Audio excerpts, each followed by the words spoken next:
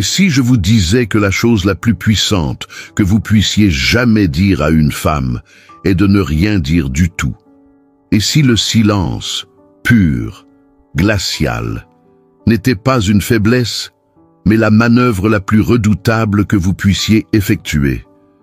Voici la vérité que la plupart des hommes n'entendent jamais. Supplier, expliquer, courir après, rien de tout cela ne la fera revenir. Cela ne fait que confirmer ce qu'elle croit déjà, qu'elle a du pouvoir sur vous, que vous avez besoin d'elle pour vous sentir un homme. Non, dès la seconde où elle s'en va, vous ne vous battez pas pour elle, vous vous battez pour vous-même. Le sans contact, no contact, n'est pas un jeu puéril pour qu'elle ressente votre manque. C'est le bouton de réinitialisation de votre identité. C'est ainsi qu'un homme brisé redevient dangereux. Vous voulez savoir ce qui la perturbe vraiment? Quand l'homme qu'elle s'attendait à voir anéanti devient silencieux, quand il ne regarde pas ses stories, ne lui envoie pas de messages, ne s'effondre pas, ça, c'est le silence. Ce n'est pas vous qui êtes froid, c'est vous qui devenez intouchable. Et dès la seconde où elle réalise qu'elle ne peut plus vous atteindre, c'est là que le regret s'installe. Parce que les femmes ne craignent pas de perdre l'amour. Elles craignent de perdre le contrôle. Il s'agit d'un homme qui a été pris par surprise. Un homme bien, loyal, présent, peut-être même trop présent. Il était là, à donner le meilleur de lui-même. Et elle est partie quand même. Elle pensait que l'herbe était plus verte ailleurs. Elle pensait qu'il supplierait. Elle l'a sous-estimé.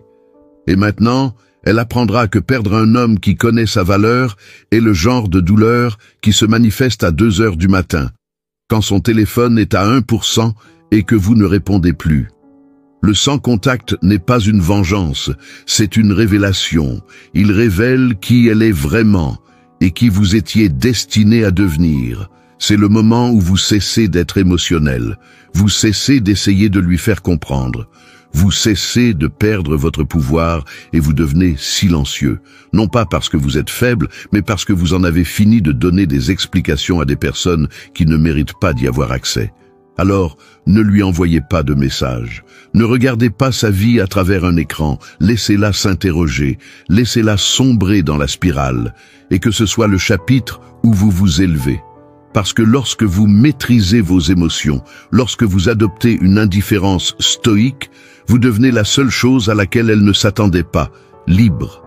Si vous en avez fini de jouer les idiots, si vous êtes prêt à devenir silencieux et souverain, appuyez sur le bouton « J'aime ». Abonnez-vous, activez les notifications et commentez ci-dessous. Mon silence est mon pouvoir. Maintenant, commençons.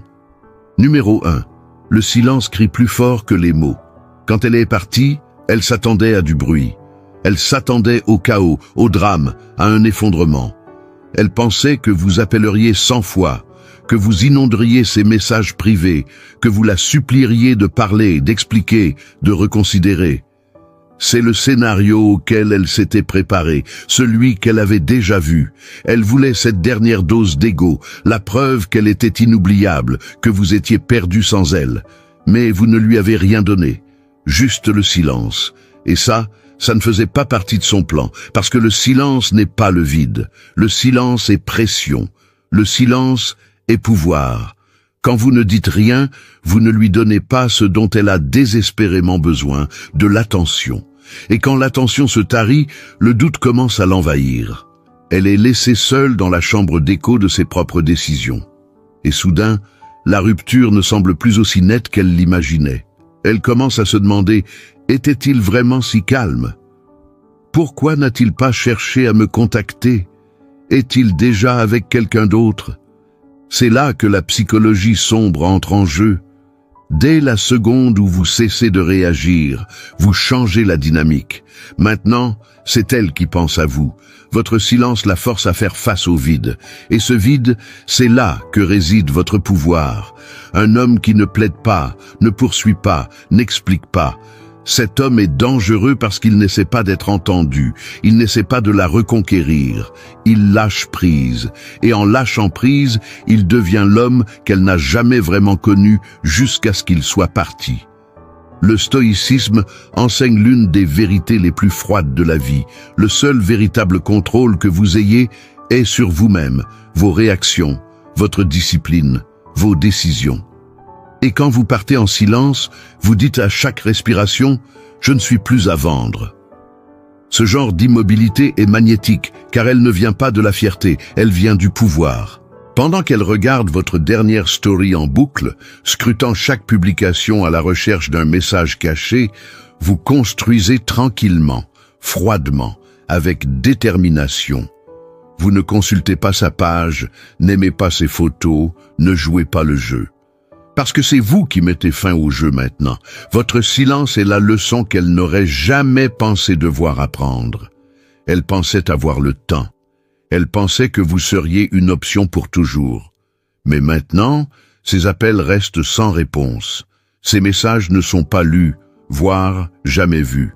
Et cette absence, cette énergie imperturbable, c'est ce qui persiste dans son esprit, plus que n'importe quelle excuse ne pourrait jamais le faire. C'est le nouveau vous, stoïque, ancré, lucide. Vous ne criez pas. Vous ne publiez pas de citations. Vous ne vous expliquez pas. Vous disparaissez simplement des radars. Et ce silence, c'est son pire cauchemar. Si vous en avez fini de vous expliquer aux personnes qui sont parties, appuyez sur le bouton « J'aime ». Abonnez-vous, activez les notifications et commentez ci-dessous. Elle a perdu l'accès, pas la valeur. Numéro 2. Arrêtez de vous expliquer. Elle est partie. Qu'elle l'ait dit directement ou qu'elle se soit simplement éloignée, le message était clair. Tu n'es pas ce que je veux en ce moment. Et quelle est la première chose que font la plupart des hommes? Ils commencent à écrire des paragraphes pour essayer de comprendre ce qui n'a pas fonctionné, pour essayer de prouver qu'ils méritent une seconde chance, pour essayer de s'expliquer afin d'être aimés à nouveau. Mais voici la dure vérité. Dès la seconde où vous commencez à expliquer, vous avez déjà perdu. Parce que maintenant, vous cherchez son approbation pour valider votre réalité. Et ce n'est pas du pouvoir, c'est de la soumission.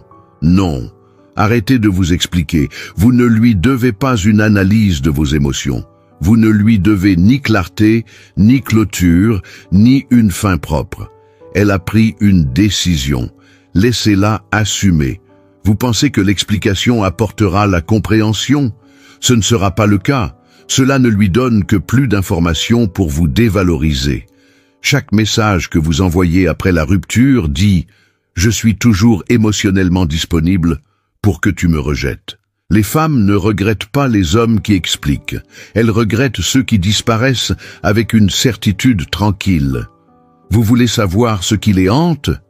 Quand l'homme qu'elle pensait avoir cerné ne joue pas le rôle qu'elles lui ont attribué, quand il ne supplie pas, ne discute pas, ne sort pas de son personnage, quand il disparaît simplement comme une ombre et qu'elle ne peut plus le lire. C'est l'arme du stoïcisme, la raison plutôt que la réaction. Vous ne devez pas votre paix à quelqu'un qui l'a brisée. Et si elle se souciait vraiment de votre perspective, elle l'aurait demandé avant de partir. Mais elle ne l'a pas fait. Elle est partie et cette démarche était son explication. La psychologie sombre inverse le scénario. Chaque message sans réponse, chaque moment de silence crée de l'incertitude. Maintenant, c'est elle qui essaie de donner un sens à tout cela. Était-il vraiment si attaché à moi? Pourquoi ne s'est-il pas battu pour moi? Cette boucle de réflexion excessive, c'est là que naît le vrai regret. Et cela n'arrive que lorsque vous cessez de distribuer des dissertations émotionnelles. Voici ce que les hommes stoïques comprennent. Les gens prennent des décisions. Vous les respectez, non pas parce qu'elles sont justes, mais parce que vous en avez fini de vous expliquer à des gens qui ont pris leurs décisions. Vous continuez votre chemin et votre silence lui dit tout ce qu'elle a besoin de savoir sans lui donner la satisfaction d'une clôture. Laissez vos actions être votre déclaration finale et laissez votre silence être votre limite. Parce que lorsque vous arrêtez d'expliquer, vous arrêtez de saigner. Vous arrêtez de justifier votre valeur à quelqu'un qui ne pouvait manifestement pas la voir. Si vous en avez fini de demander la permission d'avancer, appuyez sur le bouton « J'aime ». Abonnez-vous, activez les notifications et commentez ci-dessous. Je ne dois d'explication à personne. Numéro 3. Les émotions sont des menteuses. Les faits sont la liberté. Juste après la rupture, votre esprit entre en guerre avec lui-même. Une partie de vous sait qu'elle est partie, mais l'autre partie, la partie émotionnelle, s'accroche toujours au fantasme. Vous rejouez les souvenirs, l'imaginez revenir. Essayez de vous convaincre que tout cela n'était qu'un malentendu. Vous commencez à négocier avec votre propre douleur. Mais voici ce que le stoïcisme enseigne. Les émotions mentent, elles déforment, elles dramatisent. Elles prennent un sentiment temporaire et vous convainquent qu'il est éternel. Vous avez l'impression d'avoir perdu quelque chose d'inestimable. Mais soyons brutalement honnêtes. Qu'avez-vous vraiment perdu? Quelqu'un qui est parti, quelqu'un qui a vu votre loyauté et est quand même parti. Ce n'est pas de l'amour, ce n'est pas un partenariat, c'est une leçon. Et plus tôt vous affronterez les faits, plus tôt vous vous libérerez. Le fait est, elle ne vous valorisait pas assez pour rester. Le fait est, vous lui avez donné de l'espace, des efforts, de l'engagement, et elle vous a quand même tourné le dos. Le fait est, si elle était destinée à votre avenir, elle n'aurait pas fui votre présent. C'est la réalité. Et les faits se moquent de votre douleur. Voyez-vous, les émotions veulent vous bloquer. Elles veulent que vous consultiez ces stories, que vous l'imaginiez avec quelqu'un d'autre, que vous rejouiez les derniers mots qu'elle a prononcés. Mais les faits vous libèrent. Ils vous disent, elle est partie, tu respires encore. Quelle est la suite? C'est là que votre pouvoir commence à revenir. La psychologie sombre le sait. Les personnes qui ne peuvent pas gérer leurs émotions sont facilement contrôlables. Et dès la seconde où elle sait que vous êtes toujours émotionnellement affecté par elle, elle contrôle la situation. Elle peut vous donner des miettes d'attention, vous faire languir, vous maintenir sous perfusion émotionnelle. Mais quand vous passez de l'émotion à la logique, quand vous regardez la situation avec une clarté froide, tout change. Elle perd le contrôle et vous gagnez en sang-froid. Le stoïcisme ne consiste pas à ne rien ressentir. Il s'agit d'agir uniquement sur ce qui compte. Vous ressentez la douleur, mais vous ne la poursuivez pas. Vous ne la nourrissez pas. Vous la laissez brûler et vous la laissez passer. Parce que vous comprenez que l'homme le plus dangereux est celui qui est émotionnellement discipliné. Non pas parce qu'il est insensible, mais parce qu'il refuse d'être manipulé. Alors quand ces sentiments montent, et ils monteront, ne les suivez pas. Observez-les, étudiez-les.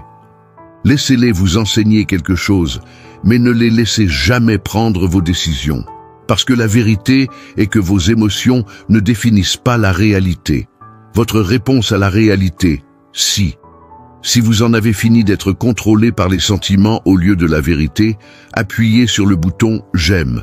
Abonnez-vous, activez les notifications et commentez ci-dessous « Les faits avant les sentiments, toujours ». Numéro 4. Le rejet est un miroir, pas un verdict. Le rejet fait mal. C'est l'un des sentiments les plus bruts, les plus dévastateurs pour l'ego que vous puissiez éprouver. Quand elle part, cela semble personnel, comme une attaque directe contre votre valeur. Et dans cette douleur, il est facile de commencer à penser « Qu'est-ce qui ne va pas chez moi ? Pourquoi n'étais-je pas suffisant ?» Mais voici la vérité que personne ne vous dit. Son rejet n'était pas un verdict sur votre valeur. C'était un reflet de sa perception, et la perception est toujours limitée, biaisée et souvent erronée. Voyez-vous, le rejet n'est pas la preuve que vous n'étiez pas assez bien. C'est la preuve que vous n'étiez pas aligné avec ce qu'elle pensait vouloir à ce moment-là. C'est tout. Et devinez quoi? Les gens ne veulent pas toujours ce qui est bon pour eux. Les gens recherchent le chaos. Les gens fuient la stabilité. Les gens prennent des décisions basées sur la peur et les regrettent plus tard. Ce n'est pas votre faute. Ce n'est pas votre fardeau à porter. Quand elle est partie, elle n'a pas exposé vos défauts. Elle a exposé sa lentille. Elle a révélé comment elle voit l'amour, comment elle gère la pression, avec quelle facilité elle s'éloigne de quelqu'un qui était là pour elle. Et voilà, c'est le miroir. Son départ ne signifiait pas que vous étiez indigne. Il signifiait que vous ne correspondiez plus à son idée de contrôle, de validation ou de commodité. La sagesse stoïque nous enseigne ceci. Les événements externes comme le rejet sont neutres. C'est votre jugement qui les rend bons ou mauvais. Ainsi, quand elle est partie, vous aviez un choix. Croire le mensonge selon lequel vous n'étiez pas suffisant ou comprendre qu'elle n'a tout simplement pas reconnu la valeur que vous apportez. Et ce n'est pas grave. Tout le monde n'a pas les yeux pour voir quelqu'un d'authentique. C'est là que la psychologie sombre intervient. Quand vous internalisez le rejet, vous poursuivez, vous obsédez, vous essayez de prouver votre valeur. Mais quand vous voyez le rejet comme une donnée, pas une identité, tout change. Vous ne poursuivez pas. Vous observez. Vous étudiez le schéma. Vous vous améliorez, pas pour elle, mais pour votre prochain niveau. Et cette évolution silencieuse, c'est ce qu'elle ressentira, mais ne comprendra jamais pleinement. Elle reviendra peut-être, la plupart le font, mais d'ici là vous serez trop avisé pour tomber dans le panneau. Parce que l'homme qui utilise le rejet comme carburant ne reste pas bloqué. Il devient rare, concentré, intouchable. Et les femmes, n'oubliez pas ceux qui s'élèvent sans elles. Alors la prochaine fois que vous sentirez cette piqûre, ne vous diminuez pas. Tenez-vous plus droit. Ce n'était pas une balle dans votre cœur, c'était un miroir pour votre esprit. Regardez dedans, apprenez-en et passez au niveau supérieur. Si vous en avez fini de prendre le rejet comme une preuve au lieu d'une perspective, appuyez sur le bouton « J'aime ». Abonnez-vous, activez les notifications et commentez ci-dessous. Le rejet m'a affiné. Numéro 5. L'obsession est une auto-trahison. Appelons les choses par leur nom. L'obsession. Pensez constamment à elle, se demandez ce qu'elle fait, avec qui elle est, si vous lui manquez.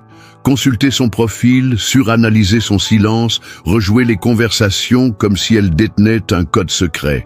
Ce n'est pas de l'amour, c'est de l'auto-trahison. Et chaque fois que vous y cédez, vous perdez un peu plus de votre dignité. Vous n'avez pas été mis ici pour orbiter autour de quelqu'un qui est parti. Mais l'obsession vous fait croire qu'il y a encore quelque chose à réparer, quelque chose à poursuivre, quelque chose à gagner. Non. Au moment où vous commencez à obséder, vous livrez votre monde intérieur à quelqu'un qui vous a déjà laissé partir. C'est la vérité. L'obsession, c'est donner sa loyauté à quelqu'un qui ne pense même pas à vous. Et ce n'est pas de la force, c'est de l'esclavage. Les hommes stoïques ne poursuivent pas ce qui est déjà parti. Ils ne négocient pas avec la réalité. Ils l'acceptent, absorbent le coup et redirigent cette énergie vers l'intérieur. Parce que chaque seconde que vous pensez à elle, c'est une seconde que vous ne construisez pas. C'est du temps, de la concentration et du pouvoir gaspillé pour quelqu'un qui a choisi de se soustraire de votre vie. Elle a pris une décision. Vous l'honorez en lui faisant ressentir tout le poids de votre absence, pas en vous accrochant à l'idée d'elle. Voici ce que la psychologie sombre comprend. L'obsession est visible. On peut la sentir à travers l'écran, on peut la flairer dans les messages, et rien ne repousse quelqu'un plus vite qu'une énergie qui dit « J'ai besoin de toi pour me sentir bien ». Vous voulez qu'on se souvienne de vous? Détachez-vous. Vous voulez être respecté? Soyez silencieux. Vous voulez qu'elle ressente votre absence. Commencez à la traiter comme si elle n'existait plus dans votre univers émotionnel. Vous n'avez pas besoin de vengeance. Vous avez besoin de retenue. Vous devez comprendre que courir après ce qui est parti est le moyen le plus rapide de rester coincé. Et quand vous cessez de vous trahir pour le fantasme de son retour, vous devenez un homme qui commande sa propre gravité. Le stoïque ne supplie pas la tempête de s'arrêter. Il reste immobile jusqu'à ce qu'elle passe. Parce qu'il sait que courir après le vent ne fait que le rendre ridicule. Alors arrêtez d'obséder. Arrêtez de rejouer. Arrêtez de vous diminuer. Chaque fois que vous pensez à elle, rappelez-vous, vous n'êtes pas quelqu'un pour qui on doit supplier. Vous n'êtes pas quelqu'un à négliger. Vous êtes le prix. Et vous ne perdez que lorsque vous l'oubliez. Si vous en avez fini de vous trahir au nom de l'obsession, appuyez sur le bouton « J'aime ». Abonnez-vous, activez les notifications et commentez ci-dessous « Je choisis la paix plutôt que la fixation ». Numéro 6. Elle revient vers ce qu'elle ne peut pas contrôler. Voici le rebondissement que personne ne vous dit. Elle revient toujours faire un tour. Peut-être pas aujourd'hui, peut-être pas le mois prochain, mais ça arrive. Et pas parce qu'elle réalise soudainement votre valeur. Non, c'est parce que vous êtes devenu ce qu'elle n'aurait jamais cru possible. Intouchable, émotionnellement verrouillé, indisponible, concentré. Vous êtes devenu un homme auquel elle n'a plus accès. Et ce genre d'homme, c'est rare. C'est magnétique, c'est un problème pour elle. Les femmes regrettent rarement la rupture lorsque vous suppliez. Elles la regrettent lorsque vous devenez silencieux et ne regardez jamais en arrière. Lorsque vous arrêtez de regarder ses stories, lorsque vous arrêtez de réagir, lorsque vous n'essayez rien de prouver, elle commence à se demander « L'ai-je mal lu? A-t-il vraiment tourné la page? En a-t-il fini avec moi pour de bon ?» Cette incertitude, c'est le poison qu'elle vous a versé, maintenant servi glacé. La psychologie sombre enseigne cette vérité. Les gens désirent ce qu'ils ne peuvent pas prédire, ce qu'ils ne peuvent pas contrôler. Et lorsque vous passez d'émotionnellement disponible à émotionnellement imperturbable, le pouvoir change de camp. Vous devenez une énigme. Et ce mystère la rongera vivante parce que la partie d'elle, qui se sentait autrefois puissante sur vous, se sent maintenant impuissante sans vous. Voici ce que le stoïcisme ajoute à la formule. L'indifférence n'est pas la haine, c'est la liberté. Vous n'êtes pas en colère, vous n'êtes pas amer, vous n'avez tout simplement plus besoin d'elle. Et ce genre de souveraineté émotionnelle, c'est ce qui les fait revenir. Pas parce que vous avez poursuivi, pas parce que vous avez joué à des jeux, mais parce que vous avez tellement dépassé l'ancienne version de vous-même qu'elle ne reconnaît même pas l'homme que vous êtes devenu. Et si elle tend la main, cela ne ressemblera pas à une victoire. Cela ressemblera à un rappel. Un rappel de qui vous étiez quand vous pensiez encore que son approbation comptait. Un rappel qu'elle est partie et que vous avez vécu, prospéré, construit. Que son départ a été l'étincelle d'un niveau de croissance qu'elle n'était pas équipée pour gérer. Donc, si elle revient, ne le voyez pas comme une validation, voyez-le comme une confirmation. Vous êtes devenu incontrôlable. Et les gens reviennent toujours vers ce qu'ils contrôlaient autrefois, mais ne peuvent plus contrôler. Si vous en avez fini d'être quelqu'un qu'elle peut prédire, appuyez sur le bouton « J'aime ». Abonnez-vous, activez les notifications et commentez ci-dessous. Elle ne peut pas récupérer ce qu'elle a abandonné. Numéro 7. Le sans contact est pour vous, pas pour elle. Terminons par la vérité qui remet tout en ordre. Le sans contact n'a jamais été à propos d'elle. Ce n'était pas une manœuvre habile pour qu'elle ressente votre manque. Ce n'était pas une astuce de psychologie inversée et ce n'était certainement pas pour la récupérer. Le sans contact est le moment où vous arrêtez complètement de jouer le jeu. C'est lorsque vous cessez de la placer au centre de l'histoire et que vous recommencez à vivre votre vie. Ce n'est pas une punition, c'est une protection. Quand elle est partie, elle s'attendait à ce que vous restiez émotionnellement investi. Elle s'attendait à ce que vous regardiez de loin, que vous restiez dans son ombre numérique, que vous preniez des nouvelles de temps en temps. Mais le sans contact est la façon dont vous récupérez votre identité. Vous disparaissez des radars, non pas pour lui faire passer un message, mais pour redécouvrir votre voix sans elle. Parce qu'il n'a jamais été question de gagner son attention. Il s'agissait de couper le cordon et de trouver la clarté dans le silence. Vous voulez savoir quand vous gagnez vraiment. Pas quand elle vous envoie un nouveau message. Pas quand elle dit « tu me manques ». Vous gagnez lorsque vous voyez son nom apparaître sur votre téléphone et que vous ne ressentez rien. Pas d'anxiété, pas de montée d'excitation. Juste l'immobilité, la neutralité, la paix. C'est là que vous savez que vous n'avez pas seulement survécu à elle, vous l'avez dépassée. Le sans contact est votre terrain de guérison. C'est la salle de sport pour votre esprit.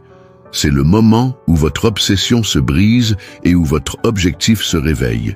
Et quand vous comprenez enfin qu'il n'a jamais été question de la récupérer, mais de vous récupérer vous-même, tout le jeu change. Vous cessez de réagir. Vous cessez d'espérer, vous commencez à construire. Le stoïcisme consiste à choisir la discipline plutôt que l'impulsion, le silence plutôt que le chaos, le progrès plutôt que la douleur. Vous n'êtes pas froid, vous êtes lucide, vous n'êtes pas en colère, vous êtes aligné. C'est ce que le sans-contact vous donne, l'espace pour reconstruire sans interférence, l'espace pour vous transformer en l'homme qui n'a pas besoin de la validation de celle qui est partie. Et si elle revient, ce n'est pas votre récompense, c'est sa conséquence. Parce que le sans-contact ne l'a pas puni, il vous a protégé de donner votre cœur à quelqu'un qui ne savait pas comment le tenir. Alors restez silencieux, restez concentré, restez discipliné. Parce qu'en fin de compte, il ne s'agissait pas d'elle. Il s'agissait toujours de vous, devenant qui vous étiez destiné à être. Si vous en avez fini d'essayer d'être choisi et êtes prêt à vous choisir vous-même, appuyez sur le bouton « J'aime ». Abonnez-vous, activez les notifications et commentez ci-dessous « Le sans-contact m'a sauvé ». On vous a menti, conditionné à croire qu'être un homme signifie courir après, plaider, expliquer, prouver votre valeur à quelqu'un qui est parti. Mais maintenant, vous savez mieux. Vous avez vu ce que fait le silence. Vous avez senti ce que le détachement construit. Vous avez appris que le sans-contact n'est pas une tactique. C'est une transformation. Elle pensait vous avoir brisé, mais en réalité, elle vous a juste révélé. La douleur n'était pas la fin, c'était le début d'une version de vous qui ne supplie plus d'être choisie parce qu'elle est trop concentrée à se choisir elle-même. C'est la bénédiction stoïque. C'est la stratégie qu'elle n'a jamais vue venir. Il ne s'agit pas d'amertume, il s'agit de limites. Il s'agit de devenir le genre d'homme si centré, si ancré, si concentré que les gens ressentent votre absence plus qu'ils n'ont jamais apprécié votre présence. Vous ne vous contentez pas de ne pas avoir de contact, vous devenez silencieux, vous devenez fort, vous devenez souverain. Alors, la prochaine fois que vous ressentirez cette envie de craquer, de tendre la main, de prendre des nouvelles, ne le faites pas. Vous n'êtes plus cet homme. Cet homme est mort le jour où elle est partie. Et l'homme qui a pris sa place, il ne poursuit pas. Il crée, il dirige, il s'élève. Vous ne cherchez pas une clôture, vous êtes la clôture.